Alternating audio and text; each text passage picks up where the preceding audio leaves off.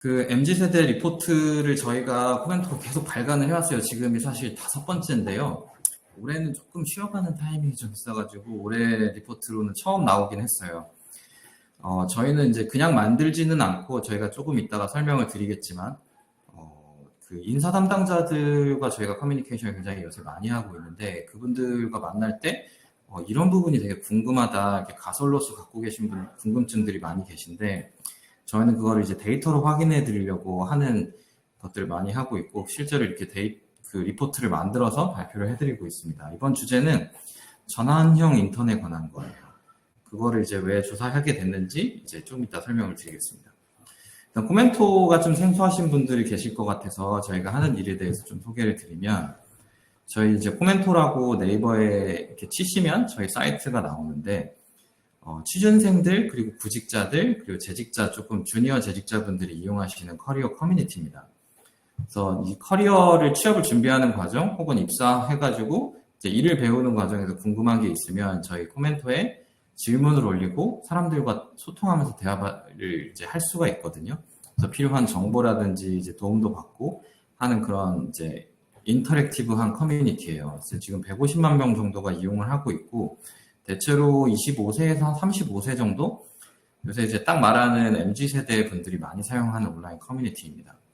저희가 하는 일은 이 커리어를 이뤄가는 과정에서 사람들이 맞이하는 다양한 이제 정보와 기회의 어떤 문턱들, 장벽들이 있어요. 이거를 제거하는 역할들을 많이 하고 있습니다. 그래서 지금 오늘은 이제 채용 담당자분들이 많이 계셔가지고 그 취업 준비생들을 위한 프로그램도 있지만 이제 그 재직자를 위한 실무 교육 과정인 스킬을 배울 수 있는 재직자 교육 과정과 익스턴십이라는 채용 프로그램들을 기업에다가 제공하고 있습니다. 오늘 이제 리포트 개발을 이제 참여해 주신 분들을 간단하게 소개해 저는 이제 발표를 맡게 된 이강권이라고 하고요. 저희 이제 팀원 중에 한 분이 설문 데이터를 분석해 주셨습니다. 김동환 매니저님이 해주셨고 그리고 특별히 저희 이제 송지은 박사님, 이제 GC 녹십자에 계신 송지은 박사님께서 제가 이제 이 조사 설계할 때 궁금한 게 많을 때 계속 질문을 드리고 자문을 구했어요. 그래서 굉장히 많은 도움을 주셔서 이제 감사하다는 말씀을 또 드리겠습니다. 박사님이 계신지 모르겠네요. 아무튼 네, 조사 배경에 대해서 간단하게 설명을 드릴게요. 이게 지금 여러분들도 인턴 제도라는 거는 다 뭔지 아실 거고 도입하신 분들도 많이 계실 거예요. 체험형 인턴도 있고 전환형 인턴도 있는데 채용의 목적에 조금 더 염두에 두시고 한다라고 하면은 전환형 인턴 제도를 많이 도입하고 활용하고 계실 것 같아요. 이게 이제 아무래도 직무 중심적으로 채용을 해야 되는 게 이제 너무 세졌고 공채가 되게 효력이 없어지면서 수시 채용으로 넘어갔고 그러면은 사실은 경력직 채용이 되게 선호하게 되거든요. 근데 아시다시피 모든 기업이 경력직으로만 100% 채울 수는 없는 일입니다. 기업이 조금 사이즈가 커지게 되면 신입을 꾸준히 채워가면서 이게 균형 있는 이 조직 구조를 만들어 나가야 되거든요. 근데 문제는 이 신입을 채용하는 데 있어서 사실 볼 게 없기 때문에 경력직에 비해서 이 직무적으로 검증을 하는데 되게 어려움을 겪고 계시고 이 채용 실패를 줄이고 검증된 인재를 채용하기 위해서 전환형 인턴 제도를 많이 활용하고 계신 것으로 알고 있어요. 근데 이제 문제가 뭐냐면 이거 하니까 계속 지원자 수가 줄어든다라는 얘기를 많이 하세요. 물론 청년 인구가 감소하기는 했지만 지금 아직 인구 절벽이 온 시점은 아니거든요. 정확하게 말하면 그렇게 극적으로 지원자 수가 줄 수는 없습니다. 지원자 수가 요새 계속 줄고 엄청 크게 줄었는데 이게 이제 전환형 인턴을 통해서 검증을 강화했지만 애초에 앞단에 모집을 못하면서 좀 그래도 좀 허수 지원자가 많이 있는 상태에서 전형을 돌리고 결국은 실패하는 이 악순환이 반복이 되고 있는 것 같더라고요.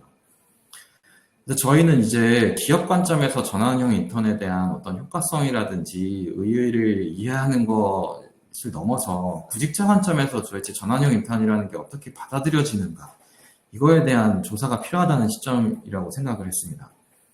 이게 혹시는 예기치 않게 채용 경쟁력을 상실시키는데 영향을 미치는 건 아닐까? 라는 궁금증이 생겼고 이거를 바탕으로 조금 기업별로 이거를 조금 더 다각도로 면밀하게 분석을 해서 우리 기업에 맞는 채용 전략을 좀 짜야 되겠다. 이거에 좀 도움이 돼야 되겠다는 생각을 하게 됐습니다. 그래서 저희가 이제 갖고 있는 핵심 질문과 가설들이었어요. 그래서 예를 들면 구직자들은 채용 여부가 불확실한 전환형 인턴 제도를 상대적으로 선호하지 않을 것이다. 이거에 대한 되게 자세한 원인을 알고 싶었고요. 그리고 구직자가 여러 가지 상황 조건들이 있을 텐데 이거에 따라서 전환형 인턴에 대한 호불호의 정도가 되게 다를 것 같다라는 생각도 했었고요. 그리고 기업의 상황 조건이죠. 기업이 어떤 유형이고 어떤 규모이고 그리고 그들이 전환 인턴 여부를 채택하고 안 하고에 따라서 이 지원 의사가 굉장히 달라지지 않을까라는 생각을 하게 됐습니다. 그래서 오늘의 이제 리포트도 이렇게 구성이 되어 있는데 첫 번째는 전환형 인턴에 대한 구직자들의 일반적인 어떤 인식 조사를 좀 먼저 한 결과를 보여드리고 이게 기업별로 어떻게 나타나는지 그리고 기업의 인지도의 수준도 되게 중요한 이제 전제 상황이기 때문에 이것도 조사 결과를 보여드리고 각 채용 전형별로 채택한 기업들이 이 인턴의 여부에 따라서 어떻게 지원 선호도가 차이가 나타나는지를 정리해서 좀 보여드리겠습니다. 일단 응답자는 총 530명이고요. 재직자가 조금 껴있습니다. 근데 20, 30대의 구직자가 많았어요. 저희 아무래도 코멘토가 인구가 그렇게 구성이 돼 있어서 여러분들이 신입 채용을 하시는 관점에서 전환형 인턴을 고려하실 때 저희의 데이터가 조금 더 오류 없이 받아들여질 수 있는 부분이 많을 것 같아요. 성별은 거의 남성, 여성 구분 없이 동등하게 나왔습니다. 일단 전환형 인턴에 대한 구직자들의 인식조사 결과를 먼저 좀 보여드릴게요. 여기는 사실 아주 되게 서프라이징한 결과가 있지는 않았어요. 제가 몇 군데는 보여드리겠지만 하지만 이 여러분들이 갖고 계셨던 가설과 추측을 확인하는 정도로 되게 의미 있는 자료로 봐주시면 좋을 것 같아요. 일단 구직자들은 그 인턴이 직무 적합성 혹은 회사 적합성을 검증하는 수단으로서 되게 효과적이다라는 것도 구직자도 인정하고 있는 부분입니다. 요 이제 굉장히 많은 사람들이 이제 4, 5점을 주셨고요. 동의 점수가 되게 높고. 근데 예전에 저희가 그 작년에 진행했던 설문조사가 또 있습니다. 이게 직무 적합성을 검증하는 데 있어서 인턴 말고 사실 서류나 면접 전형이 있는데 서류나 면접 전형에 대해서도 직무 회사 적합성을 검증 효과를 구직자한테 물어봤는데 이거보다는 훨씬 낮게 나타났습니다. 3.3점이었고요. 근데 이것만 보더라도 구직자들도 이미 그 직무나 회사 적합성을 검증하는 수단으로서 인턴이 조금 더 효과적이다라고 스스로 느끼고 있는 걸 알고 있어요. 정규직 전환의 불확실성에 대해서는 사실 저는 되게 높을 거라고 생각했는데 생각보다 이거가 지원을 주저할 정도로 크게 나타나지는 않더라고요. 조금 높은 사람들도 많이 있긴 하지만 대체로는 3.3점이 평균이어가지고 이게 아주 큰 허들이 된다고 볼 수는 없을 것 같아요. 다만 이따가 나중에 보여드리겠지만 기업의 인지도별로 이 점수의 등락폭이 조금 큽니다. 근데 이제 구직자들은 이 인턴 과정, 전환형 인턴이 이제 결국은 전환될 때 평가가 들어가잖아요. 이 평가에 대해서는 굉장히 공정하다라고 인식을 갖고 있지는 않아요. 근데 이게 이제 아무래도 좀 우려하는 부분들이 좀 많은 것 같아요. 예를 들면 이제 평가가 얼마나 투명하게 평가 기준이 미리 합의가 돼 있고 이거에 대해서 중간이나 어떤 결과적으로 되게 투명하게 이 평가 결과에 대해서 피드백이 주어지는지에 대해서 의문을 좀 갖고 있는 구직자들이 많은 것 같았습니다. 아마 이 부분은 기업들이 좀 전환형 인턴 제도를 운영하시면서 평가의 기준을 조금 투명하게 하고 높여야 되는 부분이 아닌가라는 생각이 좀 들었습니다. 그리고 이거 조금 강한 질문을 좀 던져봤어요. 이게 구직자들이 되게 심한 부정적 그 인식 수준이 있을까라고 생각했는데 그 심한 부정 의견은 발견되진 않았습니다. 저희가 질문을 이렇게 던졌거든요. 전환형 인턴이 구직함의 절박함을 이용하는 되게 불공평한 채용 전형이다 라고 했는데 이 부분에 대해서 동의하는 수준은 높지는 않았고요. 다만 저희가 궁금했던 게 매우 부정적으로 인식한 사람들은 어떤 분들일까라고 봤을 때 유의미한 차이가 도출이 된 거는 이 부분이었습니다. 대체로 중견기업을 취업 타겟하고 계신 분들, 대기업이 아닌 중견기업을 타겟하고 계신 분들이 이 전환형 인턴에 대해서 조금 더 부정적으로 반응하실 분들이 많았어요. 예를 들면 이따가도 자세히 설명드리겠지만 전체적으로 취업 목표로 하고 있는 집단을 봤을 때 대기업이 높게 나타나요. 오른쪽이면 오른쪽에 보시면. 여기에 경우에는 중견기업이 오히려 1위였습니다. 그리고 이제 전반적 인식 수준을 물어봤어요. 그래서 마지막 질문으로. 그래서 이거는 거의 뭐 아까 나타난 것처럼 중립에 가까운 의견이 많았고요. 호불호가 그렇게 존재하지는 않는. 근데 이제 그럼에도 불구하고 가장 우려되는 지점이 있다면 무엇이냐라고 했을 때 사회로는 전환 여부의 불확실성이라고 응답하신 경우가 제일 많았습니다. 사실 거의 90%에 가까운 분들이 이 답변을 선택해 주셨어요. 적정한 인턴 기간에 대해서도 물어봤습니다. 좀 놀랐던 거는 이 인턴을 부담스럽게 생각해서 오히려 좀 짧으면 좋아하지 않을까라고 했는데 오히려 짧은 기간을 선호하지 않았습니다. 대부분 1, 2개월 혹은 3개월 이상의 인턴 기간을 선호하셨고요. 6개월 이상은 좀 없고요. 근데 이제 1개월 이하를 선택하신 분들이 좀 궁금해서 좀 뜯어봤더니 이 평가의 공정성에 있어서 조금 의문을 가지고 계신 분들이었더라고요. 그러니까 예를 들면은 이제 이 서류나 면접 전형에 비해서 공정성을 물어보는 인턴의 공정성을 물어보는 질문에서 이 회색이 전체적인 평균인데 보시면 아시겠지만 부정응답의 비율이 증가해요. 그러니까 이제 그 평가의 공정성에 있어서 조금 의구심을 가지시는 분들은 1개월 미만으로 했을 때 굉장히 이거를 오히려 원하는 사람들이 많았습니다. 예, 평가의 공정성에 있어서 좀 의구심을 갖고 계신 분들은 오히려 이거에 대해서 저도 왜 이렇게 흘러가는지는 모르겠지만 결과로서 나타난 거는 그렇습니다. 사실 제가 요거는 분석을 조금 더 해야 되기는 하는데 이거는 이제 정량 데이터만 있다 보니까 추측성으로 하긴 좀 그래서 여러분들이 이 채팅창이나 이런 거에 여러분들의 생각을 조금 남겨주셔도 조금 좋을 것 같습니다. 이제 기업의 인지 수준에 대해서 조금 분석을 해볼까 해요. 이건 아마 여러분들이 특히 채용 브랜딩이나 레퓨테이션에 있어서 좀 궁금한 게 있으신 분들은 여기에 조금 도움이 되실 것 같아요. 일단 대기업과 중견기업을 물어봤습니다. 중소기업은 인지 수준을 물어보기가 조금 어려웠거든요. 되게 이렇게 무의미한 결과가 나올 것 같아서 일단 알고 있는 기업의 수는 대기업은 10개 이상을 선택해 주신 분들이 제일 많았고요. 중견기업은 5개에서 10개, 요 사이가 제일 일반적이었습니다. 근데 제가 조금 더 물어봤어요. 중견기업이 실제로 그럴까라고 물어봤더니 주관식으로 그럼 알고 있는 거를 다 써봐라 이렇게 이제 했어요. 그래서 이 입력된 거를 저희가 다 뜯어봤더니 실제로 입력된 거를 카운팅해 보면은 3개 수준이었습니다. 그러니까 실제로 많이는 알고 있는 거는 거의 없었다라는 거였어요. 근데 이마저도 뜯어보면요, 대기업이 굉장히 많았고요. 그러니까 대기업을 중견기업으로 알고 있는 경우도 되게 많고, 사실 B2B보다는 B2C 기업을 적으신 게 거의 대부분이었어요. 이 얘기는 뭐냐면 중견기업에 대해서 사실은 알고 있는 인지도의 수준이 굉장히 낮다라고 이야기할 수 있을 것 같아요. 네. 채용 유형별 선호도 비교가 요거를 향해서 사실 저희가 온 건데 희망하는 혹은 타겟하는 기업이 저희가 이걸 구분해서 물어봤어요. 그러니까 취업 선호 기업을 물어봤고 현실적으로 목표로 하고 있는 기업을 물어봤습니다. 취업 선호 기업은 취업 가능성과 무관하게 뭐 입사 제한이 온다면 가겠느냐라고 했을 때 어느 정도의 선호도가 높은지를 이 랭킹을 매겨보게 했고 당연히 대기업이 제일 높은 순위로 나오고 그 다음이 중견기업이었습니다.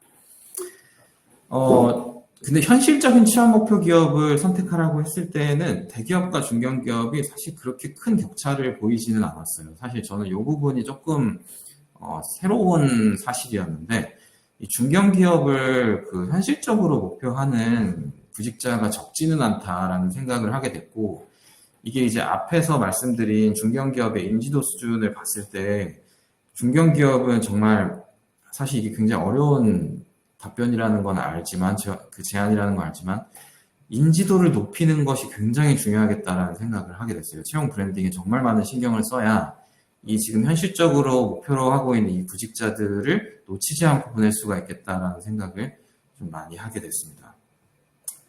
희망 근무지에 대해서도 물어봤어요. 이게 사실은 기업의 인사 담당자분들이 특히 제조업이 우리나라에 많잖아요. 근데 제조업은 지방사업장으로 많이 채용을 보내줘야 되는데 지역에 있는 인사팀들이 항상 고민이 많은 게 리텐션의 문제, 그리고 지역 인재를 어떻게 유치할 것인가에 대해서 굉장히 고민이 많으신 것 같아요. 근데 이게 이제 명확해지는 부분이 좀 있는 것 같습니다. 이게 좀 테이블을 보시기가 좀 어려울 수 있는데 그냥 제가 그냥 간단하게 설명을 드리면 왼쪽부터 이 희망근무지에 대한 설문조사를 그냥 받으면 당연히 서울 경기권이 제일 많습니다. 이 복수응답이라서 이렇게 나오는 거고요. 이 선택하는 비중이 전체의 74%는 서울을 선택을 해요. 그러니까 지방에 있는 사람들도 상당히 많이 이 서울로 가고 싶다라는 얘기예요. 근데 여기서 이제 보시면 지역민 취업 희망이라는 게 내가 거기에 소재하거나 거주하고 있는데 그 지역의 취업을 희망 근무지로 선택한 사람들의 비율입니다. 당연히 서울과 경기는 높게 나타나고 이 지역이 사실 이제 중요한 거잖아요. 지역에서 그 지역에 남겠다라고 하는 비율은 경상도와 전라도의 경우에는 그래도 낮지는 않습니다. 50% 이상이고 70% 넘는 것도 있고, 네, 이렇게 되고요. 근데 다만 이제 충청도와 강원도는 지역민 취업 남겠다라고 하는 비율이 높기는 뭐 충청도는 50% 수준이지만 높다고 볼 수는 없어요. 특히 강원도 같은 경우에는 이 지역인재 이탈이 굉장히 심각한 문제입니다. 근데 이게 아시다시피 충청도랑 강원도는 저희가 이제 대학교 사업을 많이 하고 대학교 취업팀이랑 많이 얘기하고 있기 때문에 이거는 말씀드릴 수 있는 사실은 수도권이랑 되게 가까워요. 충청도랑 강원도가. 그래서 여기에서 이제 재학하는 학생들, 졸업하는 학생들이 사실은 지역에서 그 태어나신 분들이 아니고 연고를 갖고 계신 분들이 아니고 사실은 수도권에서 통학으로 오시는 분들이 되게 많습니다. 그래서 그게 큰 이유가 일 거라고 생각을 하고 옆에 보시면은 외지인이 여기에 가가지고 취업을 희망하겠다라고 하는 비율은 굉장히 적습니다. 이 얘기는 뭐냐면 지방사업장을 두고 현지 지역에서 취업을 인재 채용을 하시겠다라고 하면은 지역 안에서 어떻게든 이 해결을 보셔야 되는 부분이 있어요.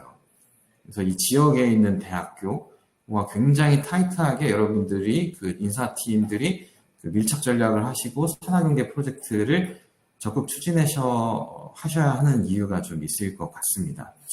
이 부분은 사실 되게 흥미로운 주제여서 저희가 다음번 웨비나의 리포트 주제로 조금 디테일하게 만들어 볼 생각입니다. 이제 조금 이제 본격적으로 기업의 유형별로 이 채용 전략을 전환인턴을 선택했을 때 채용 경쟁력이 어떻게 빠지고 강화되는지를 좀 보여드릴게요. 뭐 이 대기업 신입은 제가 넣지 않았습니다. 대기업 신입은 그냥 압도적으로 다 이길 거라고 생각하기 때문에 대기업은 인턴부터 시작을 했고요. 중견기업이 만약에 전환형 인턴을 다 같이 전략을 채택한다라고 했을 때에는 한마디로 엄청나게 채용 경쟁력을 상실합니다. 물론 한 개만 지원 가능하다면이라는 전제가 있지만 이따가도 보여드리겠지만은 계속 같은 이 변수값을 두고 전환 인턴이 였을 경우 아니었을 경우를 보여주기 때문에 공정한 이 평가 결과를 얻을 수가 있어요. 대기업 전환형 인턴으로 압도적으로 쏠립니다. 전환형 인턴 중견기업을 가겠다라고 하는 그 구직자들은 거의 없다고 보시면 될 것 같아요. 심지어 중견기업을 희망한다라고 했을 때, 목표 기업을 한다고 했을 때도 여기에 쏠림 현상은 압도적으로 나타났습니다. 중견기업이 전환 인턴을 선택했을 때, 그리고 중소 스타트업들이 정규직 신입을 선택했을 때에는 중소기업은 사실 큰 이제 그 채용 경쟁력의 위협은 아닙니다. 근데 스타트업의 경우에는 중소기업에 비해서 요 스타트업 쪽으로 쏠리는 경우가 조금 나타났습니다. 그래서 중견기업이 만약에 채용 검증을 위해서 전환형 인턴 제도를 채용 전형으로 채택했을 때 스타트업이 조금 현실적인 위협이 될 수 있겠다라는 이제 생각을 할 수가 있습니다. 이번에는 중견기업이 정규직 신입 전략을 썼을 때 나타나는 채용 경쟁력이 양삭입니다. 이 밑에 게 이제 앞에 보셨던 이 밑에가 이제 그 결과이고, 보시면은 상당 부분 중견기업 정규직 신입으로 구직자들이 한 개만 선택했을 때 중견기업 신입을 선택하겠다라고 하는 인구가 많이 늘어납니다. 대기업 전환 인턴에서 많이 빠지고요. 중견기업 정규직 신입을 선택하는 비율이 굉장히 높습니다. 그래서 지금 딱 보시면은 아시겠지만 정규직 전환형 인턴, 그 전환형 인턴을 선택하는 것이 만약에 대기업과의 인재 경쟁을 하고 계시는 상황이라고 하면은 굉장히 신중하게 접근을 하셔야 될 필요가 있다라고 저는 생각합니다. 저는 궁금한 게 이거였어요. 여기서 왜 누가 빠졌을까? 누가 정규직 신입으로 중견기업 정규직 신입으로 이동하는 이 인구가 누구일까? 이걸 저희는 스윙보트라고 봤고 이거를 조금 더 제가 디테일하게 살펴봤습니다. 이게 112명이었고요, 전체. 이분들은 현실적으로 취업 타겟을 하는 그 신문에서 대기업을 조금 더 중견기업을 조금 더 선호하시는 분들이었어요. 중견기업이 1위였습니다. 그러니까 이 중견기업을 원하는, 당연히 뭐 그런 결과가 있었겠죠? 오히려 중견기업을 희망하는 분들이 많았고, 출신 대학교에 있어서도 최상위권과 그 상위권 대학에 포진한다기보다는 인서울과 지방 거점을 있고 지역에 계신 분들이 중견기업에 정규직 신입을 했을 때 이쪽을 대기업을 포기하고 들어오신 분들이 굉장히 많았습니다. 그래서 지금 만약에 그 중견기업이 타겟하는 인구가 이쪽이다라고 하시면 조금 전환형 인턴을 조금 더 신중하게 다시 채용 전략을 고민하셔야 될 필요가 있지 않나 저는 생각합니다. 그리고 이제 중견기업이 신입을 선택을, 정규직 신입을 선택하고 이제 그 이하의 중소기업, 기업 규모인 중소기업과 정규직 그 스타트업의 경우에도 이제는 위협을 걱정할 위치가 전혀 아닌 것을 확인할 수 있습니다. 뭐 당연한 결과이긴 하겠지만 이제 완전히 압도적으로 채용 경쟁력을 확보하는 경우가 있었습니다. 그 전형별로 그래서 저희가 또 한 번 랭킹을 매겨봤어요. 대기업 신입, 대기업 인턴, 중견기업 신입, 중견기업들이 쫙 이렇게 곱하기 2를 해가지고 8명을 받고, 여기 보니까 대기업 전환형 인턴을 하는 것과 중견기업이 정규직 신입을 인턴을 하는 거에 우선순위가 거의 유사하게 나타났습니다. 그러니까 이게 취업 선호도의 격차가 많이 줄었다라는 것을 의미하고요. 이 중견기업이 신입을 선택하느냐 전환형 인턴을 선택하느냐는 이 지원 선호도에 있어서 굉장한 격차를 발생하는 구간이에요. 그래서 이 중견기업의 정규직 신입과 전환형 인턴은 이 격차를 발생하는 굉장히 큰 이 절벽 구간이다라고 저는 보고 있습니다. 이 뒤에 그룹도 이제 타이트하게 나타나는데 사실 요만큼의 격차를 보이지는 않거든요. 그래서 지금 여기 다시 보셨겠지만 제가 이번 결과를 이제 조사를 하면서 중견기업의 전환형 인턴과의 도입 여부는 사실 채용 전략에 있어서 굉장히 현실적인 큰 고려사항과 이슈가 될 수 있다라는 거를 제가 이제 데이터로 좀 확인할 수 있었습니다. 좀 정리를 해보면은 이렇습니다. 직무 중심적으로 수시 채용의 트렌드가 되면은 전환형 인턴이 인재를 조금 검증하고 채용 실패를 예방하는 수단으로서 이제 효과적인 기능을 하고 있다는 거는 데이터로 이제 설문을 통해서도 구직자도 인정하는 부분이기도 합니다. 근데 전환형 인턴에 대해서 부담을 느끼는 경우가 좀 있고요. 그 이유는 전환 여부의 불확실성이 가장 크고요. 그리고 보셨다시피 기업의 규모별로 전환형 인턴에는 채용 경쟁력의 약화에 영향을 미치는 것으로 확인할 수 있습니다. 지금 출산율이 계속해서 줄고 있고요. 청년 인구가 제가 인구 절벽의 감소가 등장하는 시기는 2032년으로 모두가 보고 있습니다. 기업의 신입 인재 채용 관점에서요. 32년이 되면 인구가 절반으로 줍니다. 이 사회에 진입하는 사회 진출 인구가요. 대졸자가. 그러면 기업이 앞으로는 조만간 이 회사를 알리고 인재를 유치하는 경쟁에 엄청나게 크게 돌입할 것 같아요. 이제 채용 경쟁력은 매우 중요한 전략적 고려사항이 될 수 있습니다. 장기적으로. 장기도 아닌 것 같아요. 지금부터도 그렇습니다. 기업이 직무에 적합한 검증된 인재를 채용하는 거는 저는 유지해야 한다고 봅니다. 전략적으로 굉장히 필수적인 사항이고요. 근데 다만 이 예기치 않은 채용 경쟁력 저하의 문제가 발생하지 않도록 좀 신중하게 접근하고 새로운 채용 전략을 고민할 때가 되지 않았나라는 생각을 좀 하게 됐습니다. 그래서 내년도의 채용 전략과 인사 기획을 준비하시는 관점, 그리고 채용 브랜딩과 이거를 고민하시는 관점에서 물론 이제 이 마케팅도 되게 중요하겠지만 채용 전략도 그 이제 전형 요소도 되게 중요한 고려 사항이 될 수 있다라는 거를 오늘 말씀을 드리고 싶었어요.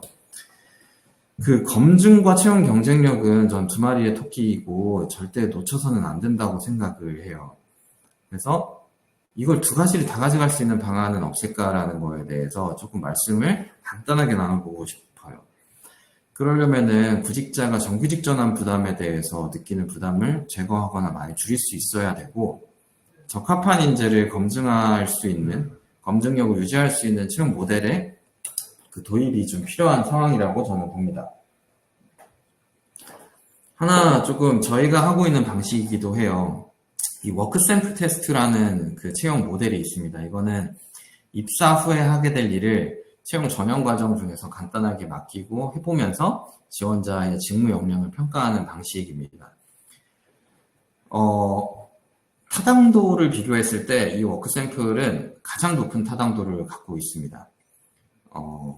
동료 평가나 IQ 테스트, 인적성 테스트보다도 훨씬 높은 방식이에요. 이게 흔히 알려진 방식으로는 인턴이라고 그냥 볼 수가 있어요. 근데 인턴은 아시다시피 정규직 전환 이전에 가는 평가의 엄연한 과정이고요. 기간이 길고, 이렇기 때문에 구직자가 전환의 불확실성에 대해서 불안감을 느끼는 게 있습니다.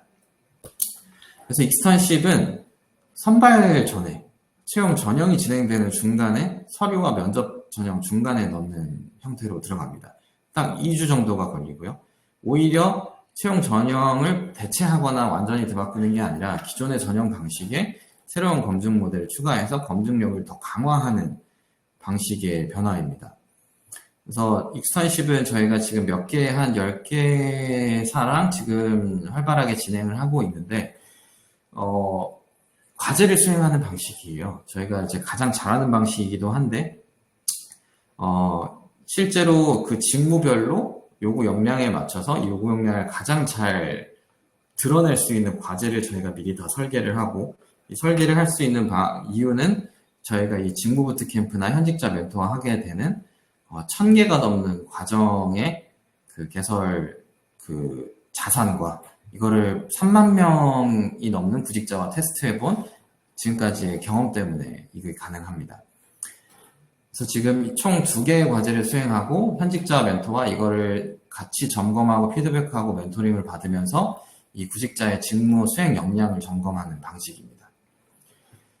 저희가 이거를 한 10개사랑 했다고 말씀을 드렸는데 채용에 성공하지 못한 사례가 없습니다. 다 100% 성공했고요. 2달 안에 그것도 채용 전형이 진행되는 딱 그 순간에 항상 저희랑 마주했을 때는 그 채용을 굉장히 오래 끌고 오셨고 저는 한 6개월 정도 넘게 이 채용을 못 하시는데도 봤었어요. 항상 모집을 못 하셨고 검증을 못 하셔서 채용을 실패하셨던 기업들이 저희랑 함께 해주셨고, 그럼에도 불구하고 채용은 모두가 성공했고 심지어는 TO 대비 1.2배를 항상 뽑으셨습니다. 그 얘기는 막상 이거를 하고 나니까 검증이 이미 100% 된 인재들을 받고 이분들을 채용 TO가 부족해서 흘려보내기보다는 조금 더 전략적으로 그 채용 TO를 늘려서 뽑으셨다는 얘기이기도 합니다. 채용 브랜딩이나 경쟁력 강화에서도 사실 우려사항은 없어요. 이게 채용 전형이기 때문에 그렇습니다. 전혀 길어지지가 않고 오히려 더 컴팩트한데 검증은 더 잘 되는. 이게 MZ세대가 그 채용 공정성의 이슈에 있어서 제일 그 우려하는 게 그거거든요. 내가 동의하지 못하는 방식으로 평가가 이루어지거나 아니면 내가 어필하지도 못하는 기회를 부여받지 못한 채로 검증이 된다. 라는 거에 있어서 공정성에 문제를 갖는데 이 익스턴십은 스펙보다는 실력으로 평가받을 수 있습니다. 그러니까 누구나 공정하게 이거를 임하더라고요. 그래서 지금 저희가 익스턴십을 하게 되면 평균적으로 채용 TO 대비해서 17대 2의 모집 경쟁률을 갖고 있고, 그리고 이제 제일 저는 현격한 변화는 서류를 통해 서류 전형을 거치거든요. 서류 전형을 했을 때 얘가 괜찮을 거라고 했었던 인구보다 익스턴십을 하게 되면은 훨씬 더 많은 사람들에 대해서 긍정적인 평가를 내립니다. 그만큼 이 검증에서 우리가 놓치고 있었던 부분이 굉장히 많았다는 얘기를 하고, 반증하는 사실이기도 합니다. 그리고 이 과정을 거치면 사실은 그 채용 과정에서의 공정성의 시비가 없을 뿐만 아니라 채용하는 기업의 멘토와 함께 일을 하는 과정에서 이 채용 기업과의 친밀도가 굉장히 올라가는 효과가 있습니다. 실제로 저희가 이 과정 시작 전후로 이 기업에 대한 그 선호도 조사를 하면 늘 이렇게 상승을 합니다. 여기까지가 사실 제가 준비한 발표이고요. 오늘 제가 발표 내용을 했지만 제가 처음에도 말씀드렸지만 이게 정말 데이터가 방대하게 많이 했고 중요한 인사이트들이 많았는데 오늘 분량상 다 다루지 못했어요. 오히려. 그래서 오히려 산업별로도 저희가 데이터를 드릴 수도 있거든요. 그래서 요게 궁금하신 분들은 요 이제 QR코드 찍으시면은 신청하기 버튼을 누르실 수도 있는데 여기에 말씀해 주시면 로 데이터까지 저희가 이렇게 다 드리지는 못하지만 기업별로 조금 저희가 정리해서 리포트를 전달 드리고 필요하시다면은 채용 전략을 수립하시는 과정에서 제가 데이터를 기반으로 좀 같이 이야기를 나눠보는 것도 가능합니다. 제가 다는 못 해드릴 수는 있겠지만 최대한 좀 도움을 드릴 수 있을 것 같아요.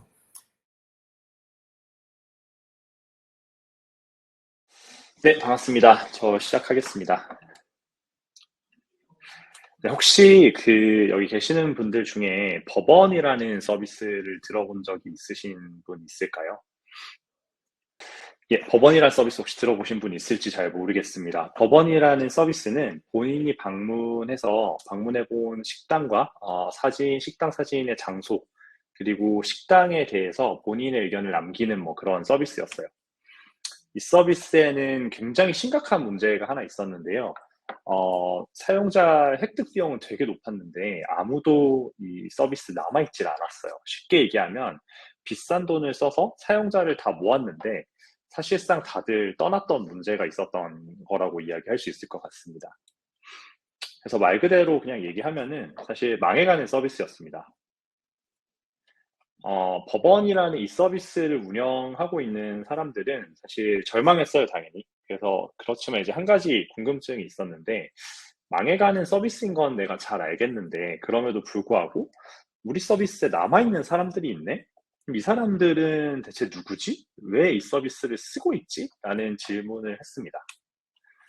확인해 보니까 수많은 그 법원에서 제공하는 기능들 중에 딱 두 가지만 사용하고 있더라고요.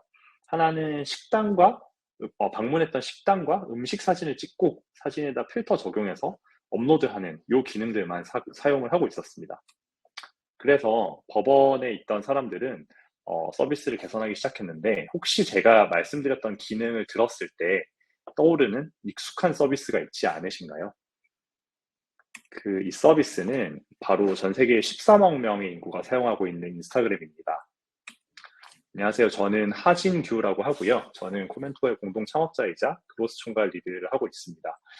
제가 저의 경력을 간단히 그냥 보여드리는 이유는 제가 뭔가 대단한 사람이라는 이야기를 드리려고 하는 게 아니고요. 저는 사실 HR 전문가도 아니고 뭔가 마케팅을 전문적으로 하는 사람도 아니고 그냥 대기업에서 기획 업무만 계속 해오던 전형적인 문과학생 출신이라는 이야기를 드리고 싶었습니다. 그 이유는 저도 그렇고 많은 사람들이 데이터 분석이라고 했을 때 이제 어렵게 생각을 많이 하시는 것 같아요.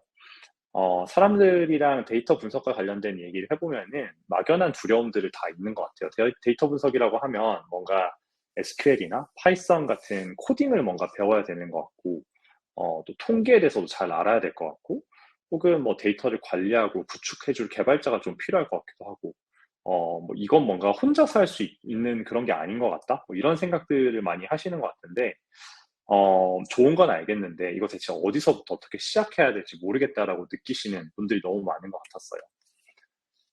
제가 오늘 공유 드리고자 하는 이야기는 딱 한 가지인 것 같아요. 사실 우리는 모두 데이터에 기반해서 사실 일하고 있다고 생각합니다. 데이터에 기반해서 하는 의사결정은 오늘부터 시작할 수 있다. 모두가 이미 하고 있다라는 이야기를 좀 같이 공유 드리는 게 오늘 세션의 목적이라고 좀 이해해 주시면 좋을 것 같습니다. 오늘 크게는 세 가지로 나눠서 좀 얘기를 드리려고 해요. 첫 번째는 작은 데이터에서 시작된 위대한 기업이라는 것을 가지고 좀 얘기를 해보려고 하고요. 두 번째는 왜 갑자기 데이터에 대해서 갑자기 이렇게 사람들이 중요하게 이야기하기 시작할까?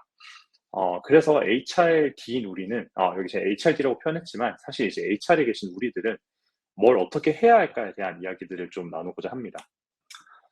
네, 첫 번째로 이제 작은 데이터에서 시작된 위대한 기업이라는 주제로 좀 이야기를 드리려고 합니다. 서두에서 제가 이야기를 말씀드렸던 그 인스타그램 사례로 좀 돌아가 볼게요. 법원은 당시 한 가지 질문을 던짐으로써 실패해서 말도 안 되는 성공으로 전환을 했던 기업입니다. 바로 망해가는 서비스인 건 알겠는데 그래도 남아있는 사용자들이 있네? 이 사람들 누구지? 왜 쓰고 있지? 라는 이 질문이었습니다. 그리고 이 질문에 답하기 위해서 남아있는 사용자들이 원하는 것이 무엇인지를 데이터로 확인했습니다. 이렇듯 위대한 기업들의 큰 성장은 사실 작은 데이터에서 시작된다고 생각합니다. 결국은 질문을 던지고 데이터를 분석해서 답을 찾아내서 성과로 만들어내고 이 성과들이 쌓였을 때 큰 성과로 만들어지는 것 같습니다.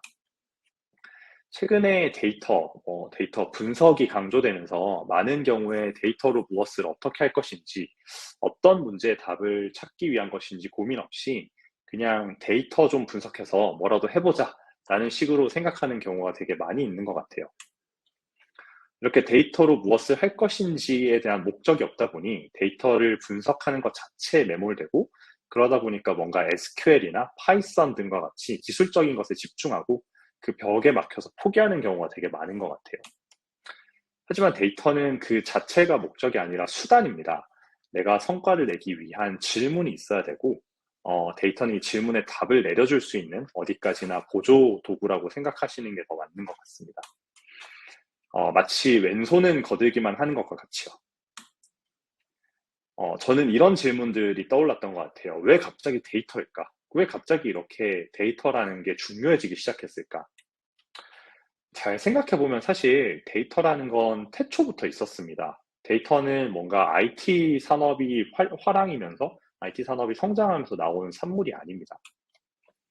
어떤 계절에 어떤 먹을 것이 있는지 알고 거기로 옮겨 다녔던 게 우리 선조들의 모습입니다. 어떤 식물은 먹어도 되는 거고 어떤 식물은 또 먹으면 안 되는 건지 직접적이고 간접적인 경험을 통해서 알고 있었고 이에 맞춰서 행동했습니다. 처음에는 분명히 개개인의 기억에 의존해서 이 데이터들이 남아 있었지만 나중에는 그림이라는 걸 통해서 기록되고 전파되기도 했고 더 나아가서는 나중에는 문자로 기록이 되었습니다. 그런데 왜 갑자기 우리는 데이터가 중요하다는 이야기를 하기 시작할까요? 제가 생각할 때는 데이터가 갑자기 많아졌기 때문입니다. 어제는 측정할 수 없었던 데이터가 오늘은 측정할 수 있게 되었기 때문입니다. 어제는 측정하는데 너무 높은 비용이 필요했는데 오늘은 누구나 쉽게 측정할 수 있게 되었기 때문에 데이터가 중요해졌습니다. 최근에 챗GPT에 대한 이야기들을 안 하시는 분이 없는 것 같고 HR에서도 챗GPT 이야기를 워낙 많이 하시던데요. 많이들 관심을 가지시는 챗GPT의 사례만 보더라도 상상할 수 없는 수준의 데이터를 가지고 학습을 하고 있고 점차적으로 더 많은 양의 데이터를 가지고 학습하고 있습니다.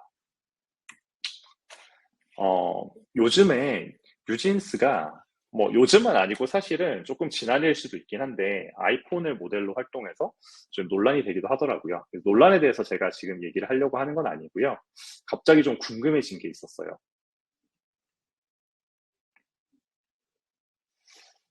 1990년에는, 99년에는 TV가 가장 중요한 광고 매체였습니다. TV에서 뉴진스가 모델인 아이폰 광고가 나옵니다. 과연 몇 명이나 이 광고를 봤을까요?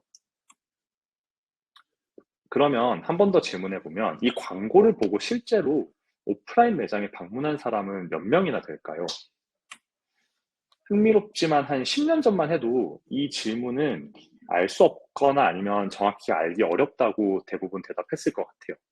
몇 명이나 광고를 봤는지는 광고 앞뒤에 이제 붙어 있는 광고의 시청률을 통해서 추측만 할 수 있고 그리고 광고를 본 사람이 실제로 매장이나 사이트에 방문하는지는 전혀 알기가 어렵다고 대답을 할 것 같아요.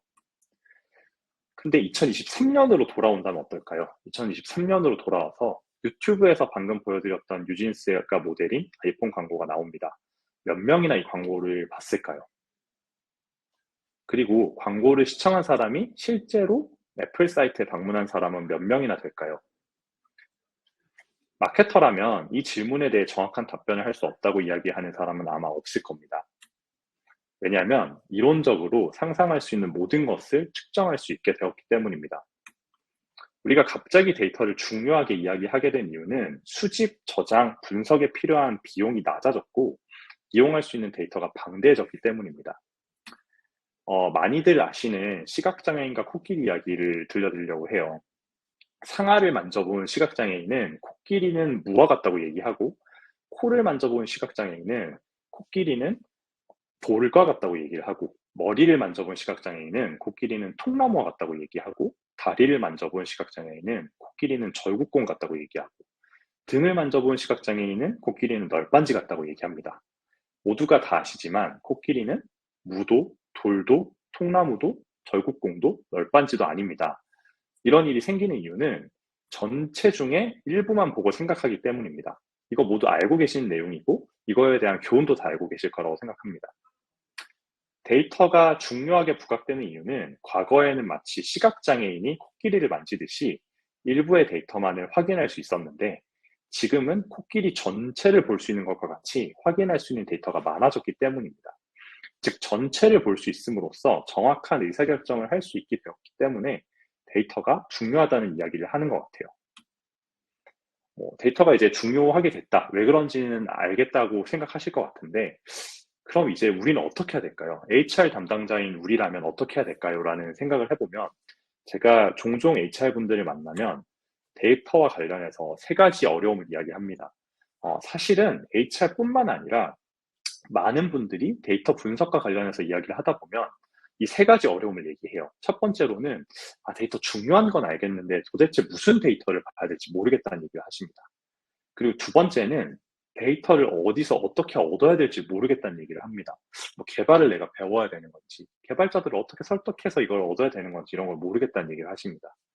마지막으로는 데이터가 눈앞에 있긴 한데 이거 도대체 어쩌라는 건지 모르겠다는 얘기를 합니다. 무슨 뜻으로 해석해야 될지 모르겠다 이런 얘기를 하십니다. 많은 사람들이 데이터를 분석한다고 하면 보통 데이터를 먼저 찾습니다. 그리고는 사람들이 데이터가 없는데요? 우리 지금 데이터가 없는 것 같은데? 라는 얘기를 합니다. 하지만 애초에 어떤 질문에 답을 하기 위한 것인지가 없다면은 데이터를 봐도 뭘 봐야 할지 이해할 수가 없습니다. 따라서 데이터를 분석한다고 할 때 데이터가 아니라 질문을 먼저 해야 됩니다. 실제로 이거는 제가 하는 이야기는 아니고요.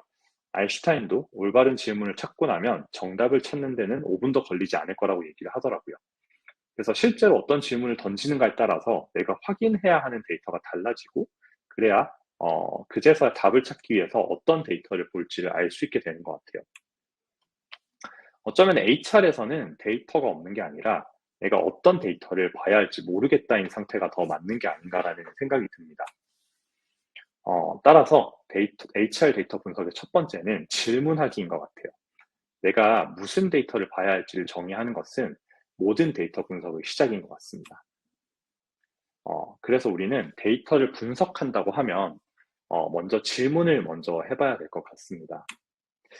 근데 그러면은 이제 이런 생각 드실 거예요. 질문 그럼 어떻게 하는 건가요? 질문하는 건 좋은데 무슨 질문 어떻게 해야 되나요? 라는 생각을 하실 것 같아요.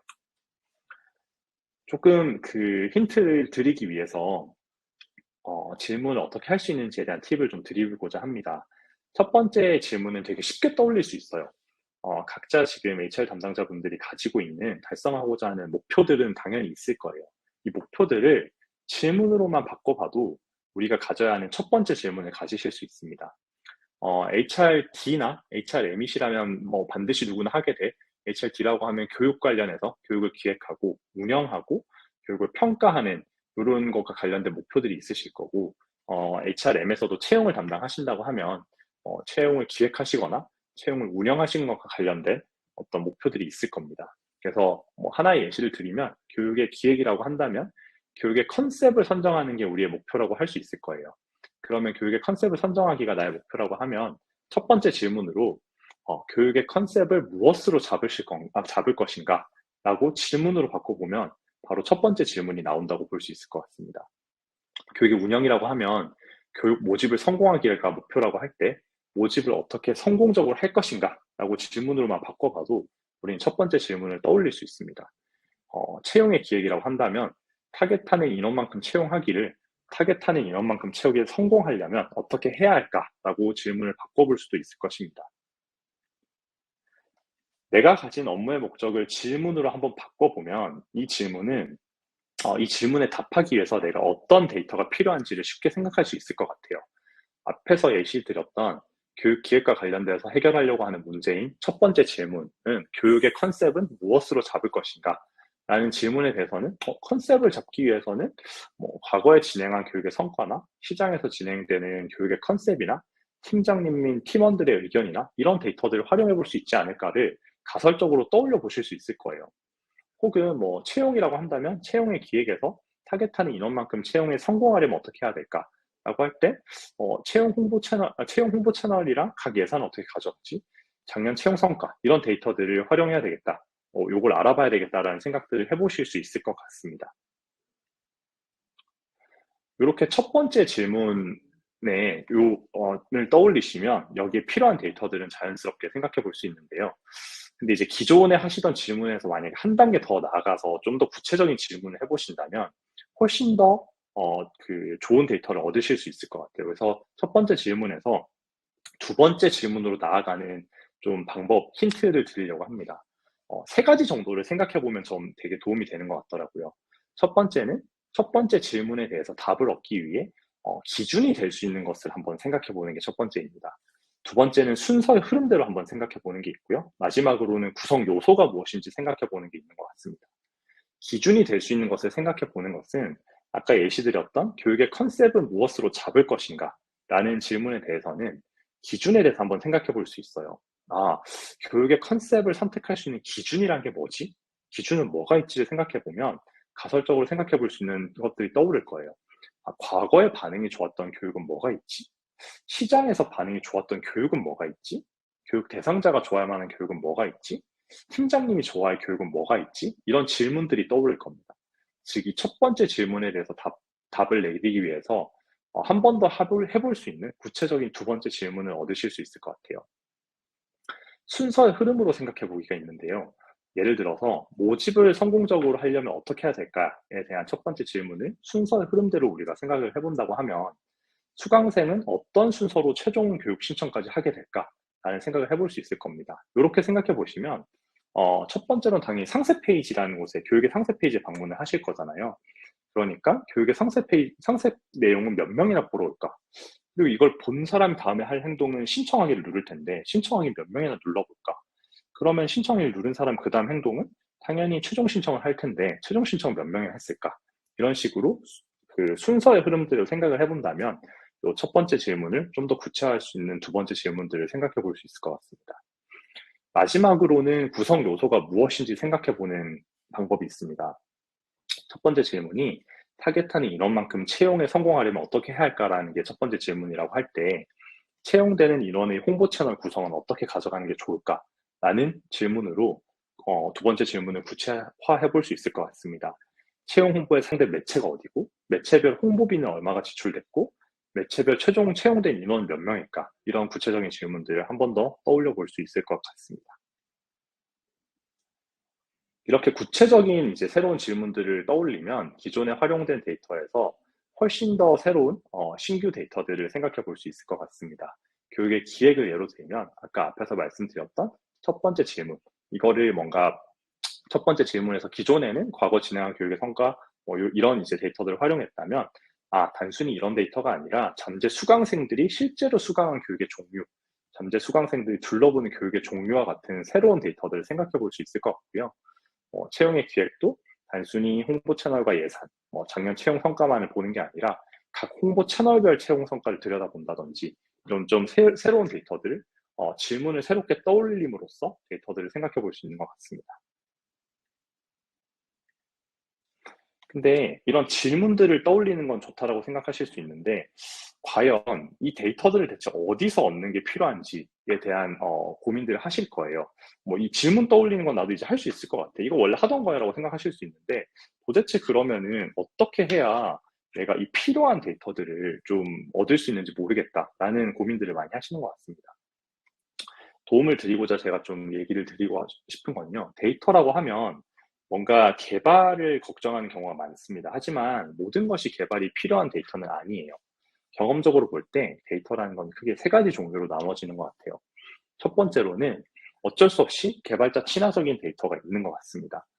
두 번째로는 개발자가 해주면 편하지만 내가 조금 소위 말하는 노가다를 뛰어야 되는 데이터가 존재합니다. 마지막으로는 개발과 정말 무관하고요.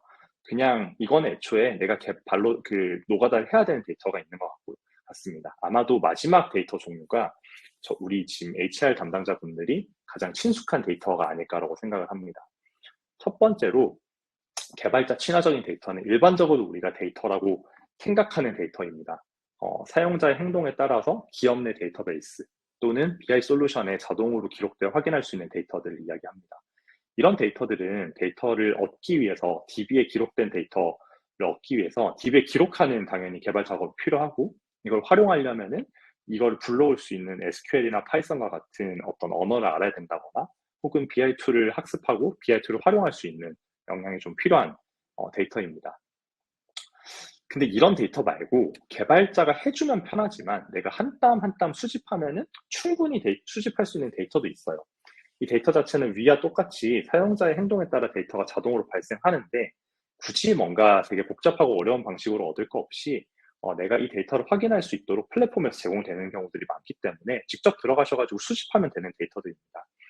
이런 데이터들의 예시가 HR 담당자분들이라면 흔히 보는 데이터들로, 채용 홍보대 행사가 제공하는 홍보 매체별 지원자 수나 합격자 수 같은 것들은 당연히 그냥 개발자가 이런 걸 잘 자동화해서 확인할 수 있게 DB에 기록해 준다면은 이걸 내가 좀 개발 언어를 배워서 활용할 수도 있지만, 사실은 그냥 내가 하나하나 찾아가면서 따로 구글 시트나 아니면 엑셀에다 기록하면 충분히 활용할 수 있는 데이터들인 것 같아요. 사람인이나 잡코리아 같은 채용 포털에서도 확인할 수 있는 공고별 조회수나 지원자 수 같은 데이터도 내가 하나하나 이제 매일 이걸 트래킹해야 된다거나, 혹은 무언가 끝났을 때 트래킹해야 되는 번거로움이 있지만 충분히 개발자의 도움 없이도 내가 좀 공수를 들이면 확인할 수 있는 데이터들인 것 같습니다. 마지막으로 이제 HR 담당자분들이 가장 많이 사용하는 데이터인 것 같은데요. 사실 이 데이터는 데이터라고 생각하지 않으시는 경우들이 진짜 많은 것 같아요. 하지만 이것도 저는 되게 의미 있는 데이터라고 생각을 하고요. 사용자의 행동에 따라서 자동으로 발생하진 않지만 데이터 생성을 위한 측정 항목을 우리가 기획하고 이에 따른 어떤 답변, 데이터를 수집해야 되는 데이터들을 의미를 합니다. 보통 예시적으로 FGI 같은 거나 1대1 인터뷰를 한다거나 우리가 설문조사를 하거나 역량평가를 하거나 문헌조사하는 이런 것들이 전부 다 여기에 해당되는 데이터인 것 같습니다. 그래서 예시적으로 교육 수강생 인터뷰를 해본다거나 채용 면접 전형의 결과라던가 만족도, 목적 부합도 등의 설문조사를 한다거나 임직원의 역량평가를 한다거나 시장에서 가장 많이 진행되는 교육의 주제라던가 이런 데이터들이 모두 여기에 해당되는 데이터인 것 같습니다. 중요한 것은 내가 원하는 데이터를, 이 데이터의 종류가 단순히 과거에 혹시 DB에 쌓여있는 개발이 필요해서 개발을 타서 만들어진 데이터만 데이터라고 생각하셨다면 데이터의 범위를 좀 넓게 생각하시고 내가 원하는 데이터를 사전에 기획해두고 그걸 계속해서 쌓아두는 노력이 좀 필요한 것 같아요. 왜냐면은 나중에 가서 이 데이터를 확인하려고 하면 이 데이터가 없어져 있거나 확인이 어려운 경우가 되게 많기 때문입니다. 이건 그냥 팁인데요. 간혹 API라는 걸 제공하는 플랫폼을 이용하는 경우에는 API를 통해서 데이터를 내보내서 분석할 수 있는데 개발팀을 통해서 DB를 구축하고 이런 게 너무 어렵기 때문에 그냥 좀 쉽게 하는 방법들이 있는 것 같아가지고 잠깐 그냥 팁을 공유 드리려고 합니다. 이제 이런 플랫폼에서 API라고 하는 걸 제공되면 기본적으로는 데이터베이스를 구축해서 이런 어려운 언어들을 배워서 분석을 하셔야 되지만 슈퍼매트릭스라는 툴을 통하면 구글 시트나 엑셀로 쉽게 불러와서 그냥 여기서 내가 직접 엑셀 같은 되게 나에게 친숙한 어떤 툴로 분석할 수 있다라는 걸 그냥 간단히 말씀드리고 싶었습니다. 혹시 API라는 게 어떤 의미인지 좀 잘 모르시는 분을 위해서 간단히 설명드리면 API는 어려운 건 아니고요. 그냥 이제 우리가 컴퓨터를 한다고 할 때 프로그램이 있고 우리가 어떤 화면을 보는 걸 클라이언트라고 하고요. 그다음 이 DB들을 갖다 주는 걸 서버라고 하는데요. 이 서버에서 서버로 소위 얘기하는 DB에 이런 데이터가 필요해라고 중간에 요청해 주는 역할을 API라고 합니다. 그래서 이 정도만 아시면 될 것 같고 더 상세하게 알고 싶으시면 저희가 나중에 자료 요청 주시면 자료를 드리는데 자료에서 여기 보시면 좀 더 참고되실 것 같습니다. 그래서 이 슈퍼매트릭스를 활용하는 걸 제가 하나하나 뭔가 설명드리기는 조금 어려울 것 같고요. 나중에 자료 받아보시면 이런 식으로 한번 활용해 보면 굳이 내가 뭐 개발자들의 어떤 도움이 없이도 이렇게 구글 시트에 필요한 데이터를 받아와 가지고 활용해 볼 수 있겠구나라고 좀 그냥 참고자 팁으로 알고 계시면 좋지 않을까 생각이 듭니다. 제가 근데 여기서 꼭 말씀드리고 싶었던 부분은 사실 그 슈퍼매트릭스라는 걸 그냥 소개드린다기보다는 점차적으로 데이터라는 거가 접근할 수 있는 방법들이나 솔루션들이 많아지고 있기 때문에 사실 데이터에 접근하는 건 점점 쉬워지고 있는 것 같아요. 이 부분을 꼭 말씀드리고 싶었어요. 그래서 따라서 중요한 거는 질문하는 게 정말 중요한 것 같다는 걸 다시 한번 강조하고 싶었습니다. 질문을 통해서 내가 무슨 데이터를 봐야 하는지를 정의하는 것이 사실 이런 솔루션들이나 언어나 기술을 배우는 것보다 훨씬 중요하다는 생각이 들어요. 그래서 어떤 데이터를 봐야 하는지가 잘 정의되면 그 데이터를 얻을 수 있고 이를 도와주는 솔루션들이 점차 많아지고 있는 것 같습니다. 쉽게 생각하면 20년 전에는 여전히 그 채용 지원자들의 데이터를 수기로 관리하는 기업들이 절반을 넘었다면 지금은 사실상 ATS를 제공하는 업체들이 워낙 많아졌기 때문에 지원자들을 관리하는 것도 자동화되고 되게 쉽게 관리할 수 있게 된 것과 같다고 보시면 될 것 같습니다. 그래서 내가 질문을 잘 던졌고 데이터도 잘 확보했는데 그래서 이걸 어떡하지? 어떻게 활용해야 되는 거지? 라는 질문들을 당연히 하실 수밖에 없는 것 같습니다. 우리가 질문을 했고 데이터를 얻었다면 이 데이터를 가지고 문제 지점이 있는지 없는지를 알기 위해서 우리는 반드시 비교를 해야 돼요. 비교하는 방법은 네 가지가 있습니다. 첫 번째는 절대 목표와의 비교입니다. 내가 뭔가 달성하고자 하는 우리 회사의 어떤 KPI나 OKR이나 이런 절대 목표랑 비교했을 때 이게 실제로 낮은지 높은지를 판단할 수 있습니다. 예를 들어서 우리가 지금 15일이 지난 현재 실적이 10명이고 이번 달에 가입자 목표가 30명이면 그러면 이번 달이 절반이 지났는데 아직 그 목표치의 절반이 못 왔네?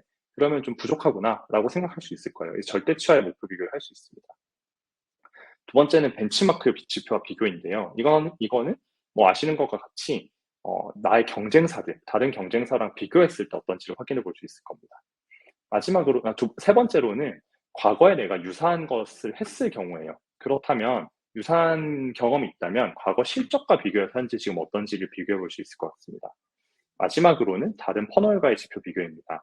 이것과 같은 경우는 위에 있는 세 가지의 어떤 비교점이 전혀 없을 때 활용할 수 있는 것 같은데요.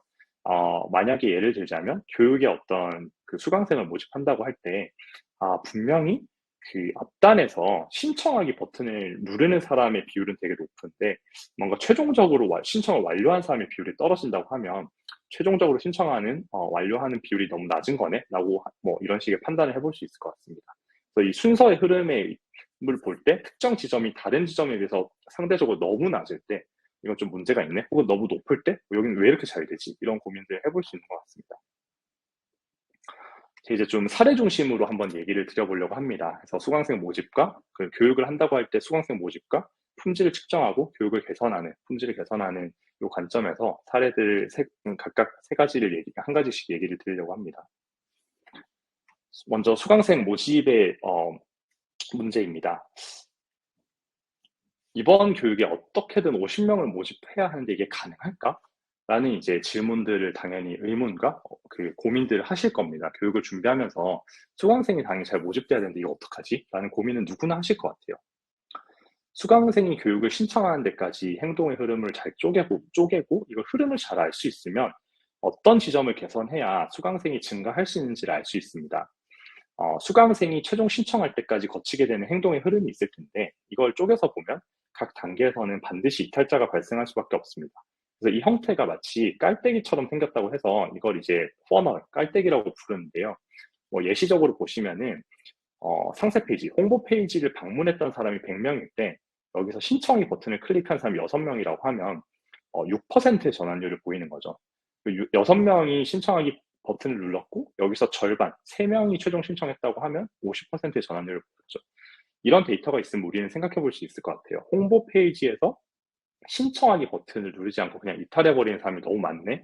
이 신청하기 버튼만 눌러도 최종적으로 수강을 많이 신청하는데, 그러면은 홍보 페이지에서 이탈해버리는 사람은 어떻게 줄일 수 있을까라는 고민을 해볼 수 있을 것 같습니다. 그러면 이제 HRD 담당자 입장에서 이런 퍼널들을 트래킹하고 어떻게 볼 수 있을 것 같냐라고 할 때 되게 생각보다 개발 없이도 쉽게 측정할 수 있는 방법들이 있어서 좀 보여드리려고 합니다. 자료를 받아보시면 이제 각각의 링크도 제가 다 넣어놨기 때문에 활용하실 수 있을 것 같은데요. 먼저 교육 홍보 페이지 제작 같은 경우도 많이들 쓰시는 노션 같은 페이지로 쉽게 제작하실 수 있고, 여기에 우피라는 걸 활용하면 홍보 페이지를 그냥 제작하실 수 있어요. 홍보 페이지가 제작되면 여기서 비틀리라는 툴을 통해서 링크를 생성하시면 몇 명이나 실제로 이 홍보 페이지에 방문했는지도 트래킹하실 수 있습니다. 이게 트래킹이 된다고 하면 실제로 수강생 신청은 타이폼 같은 걸 활용해서 이제 설문을 제작하셔가지고 수강생 정보를 받아서 신청자를 모집하실 수 있겠죠. 이 타이폼을 활용하신다고 하면 실제로 신청자가 이 신청하기 이 페이지에 방문해서 최종적으로 몇 명이나 수강 신청을 완료했는지까지 숫자로 확인하실 수 있습니다. 그래서 이런 툴들을 좀 활용하신다고 하면 교육을 홍보하는 페이지부터 최종적으로 신청하기까지 이 각각의 흐름에서 사용자가 어떤 식으로 흘러나갔고 이탈했는지를 다 트래킹해서 보실 수 있을 것 같습니다. 그래서 이거 참고하셔가지고 교육을 한번 운영해 보시면은 수강생 모집하는데도 데이터 기반으로 이제 좀 모집하는데 어떤 지점이 문제고 그래서 어떻게 하면 더 잘 될지 고민해 보실 수 있을 것 같습니다. 교육의 성과와 품질 측정의 문제를 좀 공유 드리려고 합니다. 당연히 교육을 이제 운영하신다고 하면 교육의 품질과 성과의 측정과 관련된 문제 고민을 하실 것 같아요. 저희가 이제 진행했던 사례를 좀 말씀드리려고 합니다. 만족도랑 목적 부합도는 항상 측정을 하고 있었는데요. 교육을 하고 나면 항상 만족도는 높은데 이게 진짜 좋은 교육을 제공하고 있는 건가에 대한 고민을 저희도 했었고, 실제로 제가 많은 교육 담당 HRD 분들을 만나시면 우리가 지금 준비하고 있는 인터벤션들이 이게 실제로 성과가 나는 건지에 대한 고민들을 많이 하시는 것 같아요. 그래서 저희는 첫 번째로는 성과 측정을 위한 영향평가지라는 걸 만들어 봤어요. 그래서 동일한 영향평가지로 교육 전에 평가를 해보고 그리고 교육 후에 평가를 하면 이 수준차가 어떤지에 따라서 진짜로 이 교육이 어떤 성과가 있었네 없었네를 판단할 수 있을 거라고 생각을 했습니다. 그리고 이후에 그 실무 적용도에 대해서도 평가까지 한다면 실제로 그러면 교육을 했더니 교육 이전에 이 영양 정도가 어떠했고 그리고 이후에 영양이 어떻게 변화했고 나중에 그러면 교육이 끝나고 나서 일정 수준의 시간이 흘렀을 때 실제로 실무를 얼마큼 적용하고 있는지에 대한 이런 조사들을 해볼 수 있지 않을까라는 이제 생각을 해볼 수 있을 것 같아요. 다만 이제 실무 적용도 평가 같은 경우는 수강생 대상으로 실제로 얼만큼 성과에 도움되었는지 여부를 확인해 보는 정도는 좋은데 이게 뭔가 매출이나 KPI 리텐션 같이 조직의 성과에 얼마나 영향을 줬는지에 대해서까지 평가를 한다는 거는 권장하긴 별로 안 좋은 지표일 것 같습니다. 왜냐면은 조직의 성과라는 거는 이런 성과들은 사실은 교육으로만 만들어진다기보다는 굉장히 다양한 것에 의해서 영향을 받는 거기 때문에 좀 권장하지 않는 지표가 되지 않을까라고 생각을 합니다. 실제로 저희가 앞에서 말씀드렸던 영향평가지를 가지고 모 대기업과 함께 진행했던 DX 교육 성과를 측정해 보니 교육의 퍼포먼스 마케팅이라는 교육이었는데요. 이제 교육 전에는 대부분이 입문자거나 초급에 머물러 있다고 응답을 했으나 교육하고 나서는 대부분 중급 혹은 넘어서는 고급까지 넘어가 있는 부분들을 보실 수 있을 것입니다. 그래서 실제로 이런 초급 수준에서 중급 수준으로 전반적으로 향상됐고 대행사 커뮤니케이션에서 활용에 필요한 중급 수준의 역량을 습득했음을 우리가 좀 확인할 수 있었습니다. 그래서 이 역량 평가를 통해서 실제로 교육이 단순히 만족도만 높은 게 아니라 어떤 직무 활용도나 이런 성과가 실제로 올라가는데 좀 도움이 되는구나, 실제로 교육의 성과가 있구나를 확인할 수 있었습니다. 두 번째로 품질 측정인데, 교육의 품질 측정은 대부분 저희가 이제 만족도라는 걸 조사를 많이 하다 보니 만족도가 정말로 품질을 잘 보여줄 수 있는 것일까에 대한 고민이 있었던 것 같아요. 그래서 저희가 NPS라는 걸 활용을 했는데요. NPS라는 건 알고 계시는 분도 있겠지만 모르시는 분을 위해서 설명드리면 넷 프로모터 스코어라고 해서 쉽게 얘기해서 동료에게 이번 교육을 얼마나 추천할 의향이 있는지에 대해서 질문을 하고 0점에서부터 10점까지 선택하겠다고 합니다. 그래서 실제로 NPS가 높으면 높을수록 추천할 의사가 높은 교육이라고 이해하실 수 있을 것 같습니다. 그래서 이제 9점에서 10점을 했던 사람들은 프로모터이고요. 0점부터 6점까지는 이제 추천하지 않는 고객이라고 봐서 실제로 추천 고객의 비율에서 비추천 고객의 비율을 뺀 것이 NPS의 점수입니다. 그런 뜻은 중립 고객은 제외하고 추천 고객이 높을수록 그리고 비추천 고객이 낮을수록 NPS가 높아지기 때문에 NPS가 높다면은 이 교육 자체는 다른 사람에게도 되게 추천하고 싶은 교육이라고 이해할 수 있을 것 같습니다. 저희가 실제로 시장에 압도적인 품질을 제공하기 위해서 최소 NPS가 60점 이상이 되어야 된다고 생각했었는데 저희가 이제 B2C로 제공되고 있는 교육들의 NPS 점수를 계속해서 측정하는데 32점으로 되게 낮은 것을 발견했었어요. NPS를 계속 측정해 보니까 생각보다 높은 NPS가 안 나오네. 이 지점이 문제라고 생각했습니다. 그래서 교육 품질을 개선해야 되겠다라고 생각을 했어요. 첫 번째로 저희가 가졌던 질문은 이거예요. 앞에서 계속 말씀드렸던 대로 우리가 데이터를 분석한다고 할 때 질문을 던지는 게 먼저라고 말씀드렸잖아요. 우리 교육에서 반드시 지켜야 하는 품질 항목이 제대로 지켜지지 않아서 NPS가 떨어지는 거 아닐까? 라는 질문을 던졌습니다. 그래서 저희가 했던 것은 교육의 품질을 평가할 수 있는 평가 항목, 즉 데이터를 측정해야 되는 이 측정 항목을 여기서 보시는 이 측정 항목 전체를 설계하고 저희의 교육은 온라인 줌에서 라이브로 진행되는 교육인데 50개의 클래스를 전수로 다 들어가서 이 클래스들을 실제로 이 항목별로 다 측정해보면서 확인해 봤어요. 그래서 이 측정된 내용을 다 여기서 보여드리기는 어려울 것 같은데 특정 항목에 따라서 발견된 사항을 다 기록해보고 일주일 단위로 발견된 사항을 점검해 보니까 결론적으로 이 강의를 클래스를 운영하는 멘토님한테는 사실 별 문제가 없었어요. 거기에 문제가 있다기보다는 품질을 높이기 위한 가이드나 참여자의 필터링이 좀 필요해 보이는 것 같았습니다. 뭐 예를 들자면은 뭐 강의 진행간에 멘토님 설명하시면 이제 멘티분께서를 미소를 지으면 맞으는 클래스 진행데 이런 이제 내용들 세세한 내용들을 다 이제 저희가 기록을 해서 아까 측정 항목에 해당되는 모든 것을 다 기록을 해서 확인해 보니까 결국은 이 요소들이 다 제공되지 못하는 부분들이 있더라. 그리고 이게 그 두 번째로는 좀 교육의 목표랑 안 맞는 수강생들이 들어오다 보니까 만족도랑 NPS가 좀 떨어지는 게 있더라. 두 가지가 공통적으로 발견되는 요소였습니다. 두 번째 가졌던 질문은 NPS가 전반적으로 낮은 건 알겠는데 그럼에도 불구하고 높은 클래스들이 있었어요. 높은 수업들이 있었는데 그러면 높은 수업과 낮은 수업은 무슨 차이가 있는 건가? 라는 질문을 던졌습니다. 그래서 동일한 이 측정 기준으로 NPS가 높은 클래스와 낮은 클래스가 어떻게 다른지 비교해 봤습니다.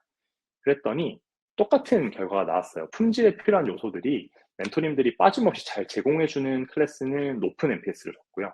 그리고 실제로 NPS가 낮은 클래스는 교육의 목적에 부합하지 않는 수강생들이 섞여 있었던 것 같아요. 그래서 결론적으로는 NPS를 높이기 위해서 우리가 해야 되는 것은 멘토가 일단 교육 품질 유지를 위해서 제공해야 하는 요소가 제대로 제공되지 않는 부분들이 있었다. 이건 멘토님의 잘못이라기보다는 어떤 가이드가 적절히 제공되지 않았거나 그리고 사람이다 보니 깜빡하고 그냥 넘어가는 이 요소를 제공하지 못하고 넘어가는 부분들이 있기 때문에 깜빡하지 않도록 우리가 좀 하는 장치들을 마련해야 되겠다.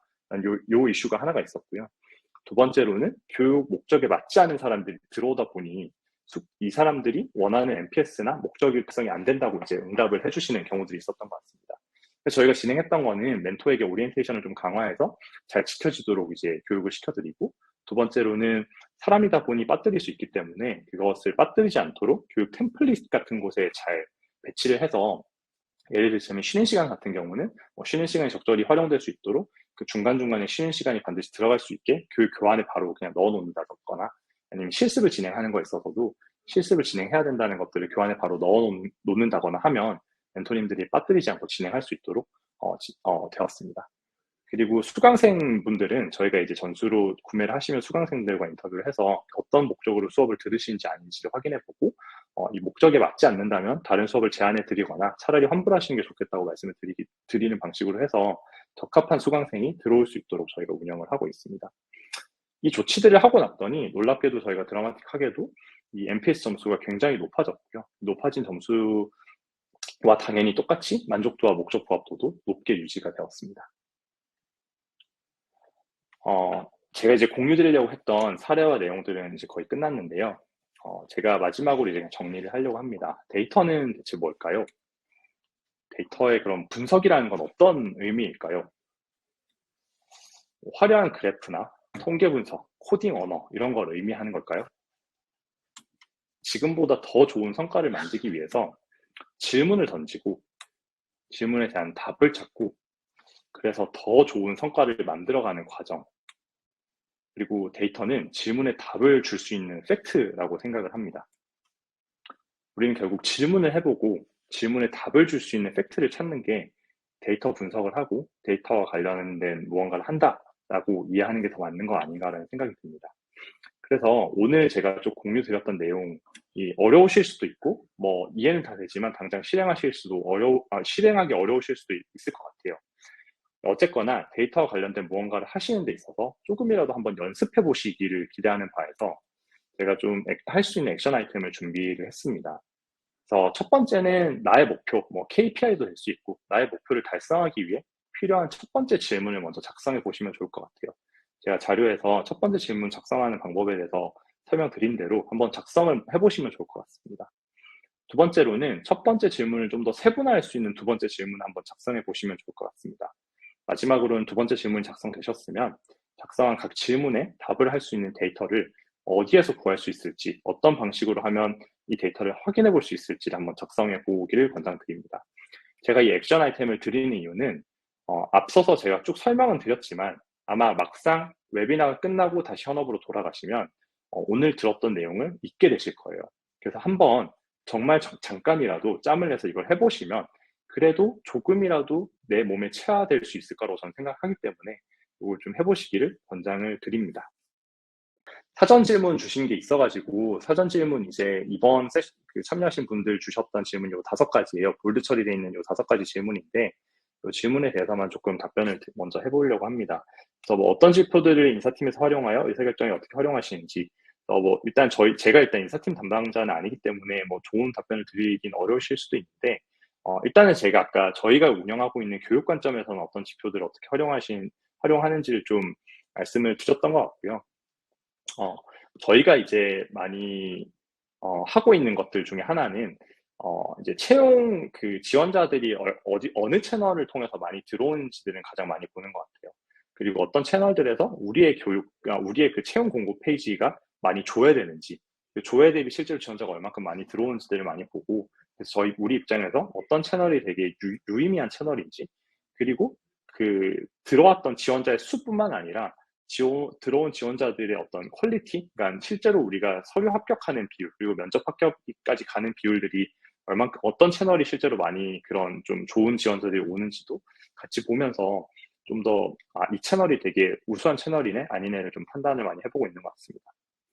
교육 평가에 대한 다양한 방법 적용 사례는 아까 조금 말씀드린 것 같아서 혹시 요거 질문 주신 분은 좀 추가적인 질문이 있다면 채팅창이나 아니면 추후에 또 남겨주시면 좋을 것 같습니다. HR 데이터 기반 의사결정 사례들도 제가 좀 HRD 기반으로 좀 공유를 드렸던 것 같아가지고 커버가 되지 않았나 싶고요. 혹시 더 필요한 부분이 있거나 궁금한 점 있으시면 또 질문 남겨주시면 좋을 것 같습니다.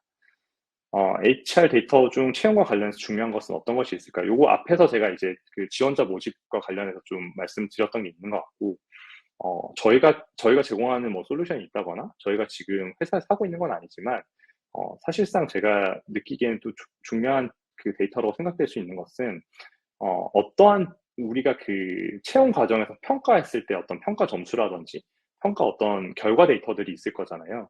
이 평가 결과 데이터들이 실제로 이 직원이 그 직원이 1년 차, 2년 차, 3년 차, 연차가 쌓여가면서 업무에서 퍼포먼스를 어떤 식으로 내고 있는 건지가 연결돼서 관리될 수 있다면 저는 굉장히 좋은 데이터가 될 수 있을 거라고 생각하거든요.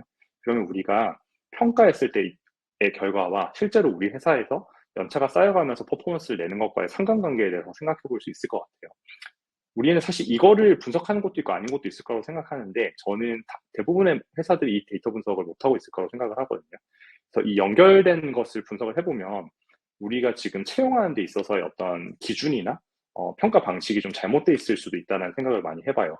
왜냐하면은 실제로 서류나 면접에서 걸러지는 부분들이 실제 업무에서 퍼포먼스 내는 것과의 괴리가 발생할 수밖에 없다고 생각하기 때문에 이 부분들이 데이터로 좀 분석될 수 있다라고 하면 유의미한 데이터 분석이 채용과 관련해서 유의미한 데이터 분석이 될 수 있지 않을까라는 뭐 제 개인적인 아이디어를 가지고 있습니다. 이제 다루지 못했던 그 질문, 사전 질문 중에 이번 웨비나에서 어떤 데이터 분석 툴을 추천하시는지 뭐 요거 질문 주셨는데 뭐 저의 전체 이제 그 웨비나 맥락에서 조금 이미 눈치를 채셨겠지만 사실은 툴을 되게 중요하게 생각하지 않는다가 일단 제가 원래 드리려고 했던 메시지 중에 하나고요. 그럼에도 불구하고 데이터 분석의 툴을 좀 나는 좀 배워보고 싶다. 뭐 이런 얘기를 하신다면 첫 번째는 저는 단언컨대 엑셀을 이야기를 많이 드려요. 엑셀이 생각보다 굉장히 중요한 툴이고 굉장히 많은 것을 할 수 있는 툴이기 때문에 데이터 분석을 할 수 있는 데 있어서 엑셀을 훨씬 더 잘 활용할 수 있도록 좀 해보시는 게 저는 좋다고 생각하고요. 그럼에도 불구하고 엑셀도 잘 하고 계시기 때문에 좀 다른 거를 좀 해보고 싶다고 하신다면 저는 다음으로 배우셨으면 좋겠는 거는 SQL을 배우기를 권장드립니다. SQL은 제 생각에는 한 몇 년 뒤는 분명히 엑셀을 마치 누구나 사용하는 것처럼 SQL은 굉장히 많은 분들이 사용하게 되는 굉장히 일상적인 언어가 될 거라고 생각하거든요. 그래서 SQL까지는 충분히 배워두시면 많은 도움이 되지 않을까라고 생각을 합니다. 그리고 이제 회사마다 다를 거예요. 회사마다 좀 사용하시는 그 비즈니스 인텔리전스 툴이라고 부르는 BI 툴, 그 파워 BI나 뭐 태블로나 회사마다 되게 다른 걸 사용하실 텐데 그 툴이 있다면은 그 툴을 배우는 거까지 정도가 조금 도움이 되지 않을까 싶습니다.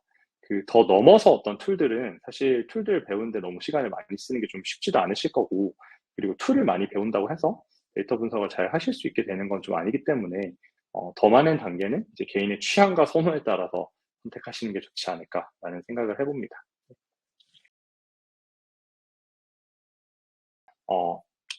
이거는 솔직히 정답이 없는 것 같아요. 쪼갤수록 좋은 건 사실이긴 한데 제가 권장하는 방식은 충분히 내가 답할 수 있는 수준까지 이제 질문을 쪼개는 이유는 질문이 너무 큰 질문이기 때문에 사실 쪼개는 거거든요. 그래서 내가 충분히 답할 수 있는, 내가 얻을 수 있는 데이터를 얻을 수 있는 수준이 되면 이제 쪼개는 걸 멈추셔도 된다고 생각을 합니다. 근데 이걸 막상 해보시면 질문을 계속해서 쪼개 내려간다는 게 좀 생각보다 어렵거든요. 그래서 오히려 얼만큼 쪼개야 될지를 고민하시는 것보다 전 첫 번째로는 아까 제가 액션 아이템을 드리는 첫 번째 질문 만드시고 두 번째 질문까지 정도 한번 만들어 보시는 것까지가 가장 좋은 방법이지 않을까라고 생각을 합니다.